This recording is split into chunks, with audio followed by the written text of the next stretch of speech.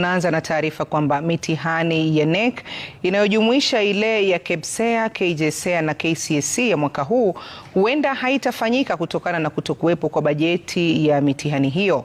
Kamati ya elimu bungeni imetilia shaka kutokuwepo kwa fedha za mitihani katika bajeti ya mwaka 2025-2026. Katibu wa Wizara ya Elimu Julius Bitok pamoja na wakilishi wa Hazina ya Kitaifa wameonekana kushindwa kuelezea sababu haswa ya kutotengwa kwa fedha hizo. Mwanahabari wetu Melita Oletenges anaeleza mengi. Watahiniwa wanaojiandaa kwa mitihani tofauti ya kitaifa mwaka huu huenda wanajiandaa kwa mtihani hewa, kwani hakuna fedha za mtihani katika bajeti ya mwaka 2025-26. Kamati ya elimu bungeni kiongozwa na Julius Meli ilipigwa na butwaa kwamba hakuna fedha za mitihani licha ya shilingi bilioni 6 kutengwa katika